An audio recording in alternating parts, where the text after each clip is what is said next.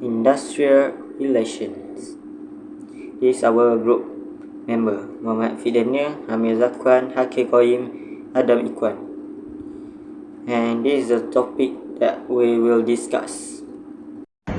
Assalamualaikum warahmatullahi wabarakatuh. I am Muhammad Fidania Bezamani. We start the introduction of background of industrial relation in Malaysia. First, industrial relation in Malaysia have evolved over time, shaped by various factors such as political, economic, social and cultural developments. After the independence of Malaysia in 1957, Malaysia government pursued a policy of import substitution industrialization which aim to promote local industries and reduce dependence on imported goods.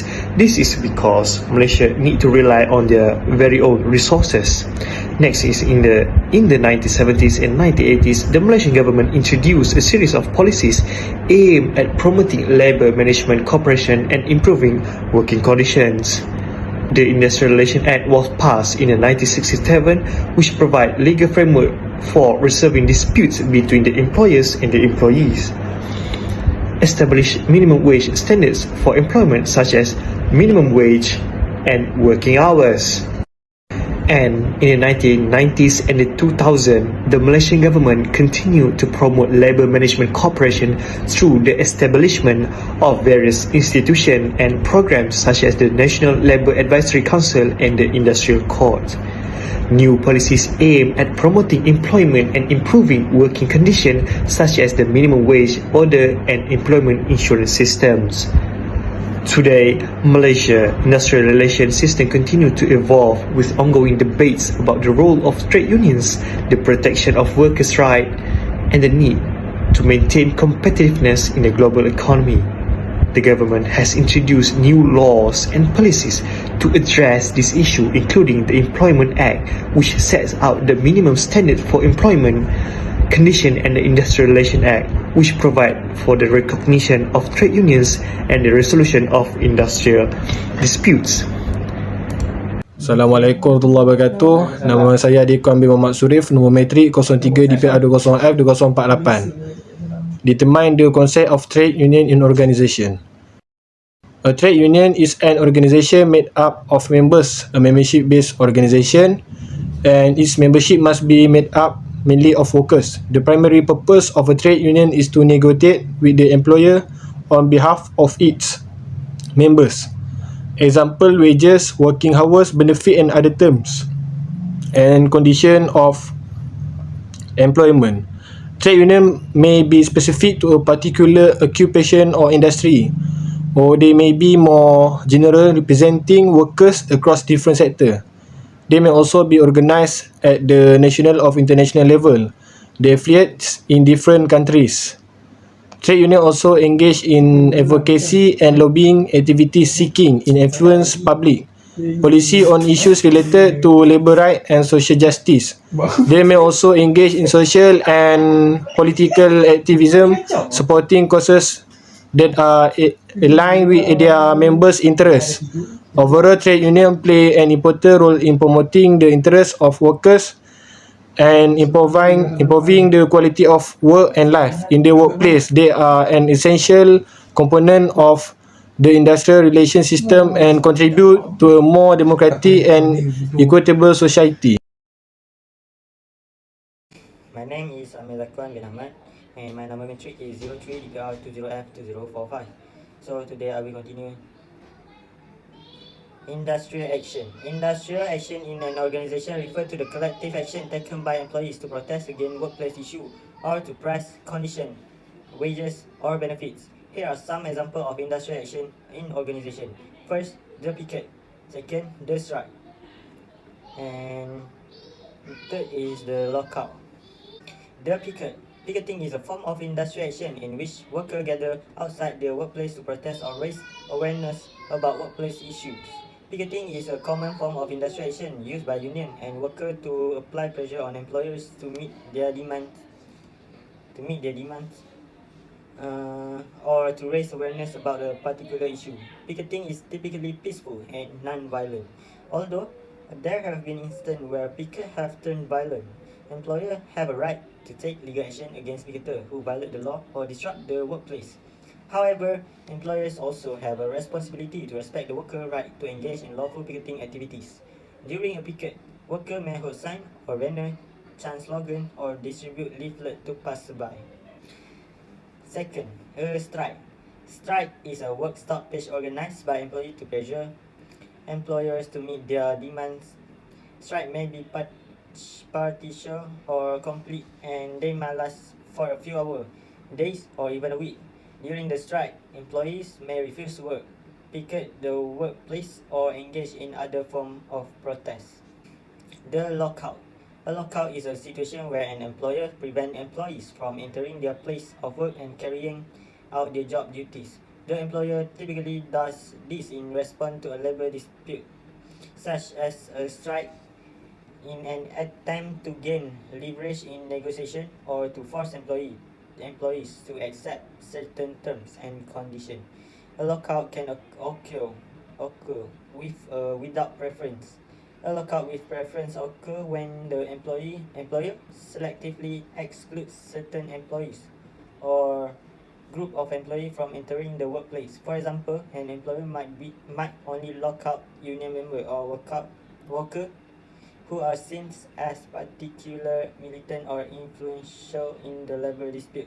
This can be a particularly effective tactic, as it can fracture the solidarity of the workforce and create internal division among employees. For example of strike that happened in Malaysia, contract doctors in Malaysia had a strike on July 26, 2021. COVID-19 cases are increased in Malaysia. In June, daily cases ranged between 4,000 to 8,000 despite various public health measures. 2,000 migrant workers from Bangladesh and Nepal went on strike earlier this week in Malaysia in protest of their employer withholding their salaries. Workers of courier service company JNT organized a strike at a facility in the state of Perak to protest wage cuts. According to the worker, JNT reduced part-time riders' commission by more than half, from 1.50 ringgit to 60 cents per parcel. Assalamualaikum and good night. My name is Muhammad Akikoim bin Johari and my ticket number is 03DP20F2027. Today I will represent about justify industrial dispute in organisation. Industry dispute is defined as a conflict or a difference in opinion between management and workers regarding employment. It is a disagreement between an employer and employees representative, for example trade union. Wages and benefit. One of the most common reasons for industrial dispute is related to wages and benefits. Workers may feel they are not being paid a fair wage for the work they are doing, or that they are not receiving adequate benefits such as health insurance or retirement plans. Working condition. Another reason for industrial dispute is poor working condition. Workers may feel that their work environment is not safe or healthy, or that they are not provided with the necessary equipment or tool to do their job effectively. Unfair treatment. Discrimination or harassment in the workplace can also lead to industrial disputes.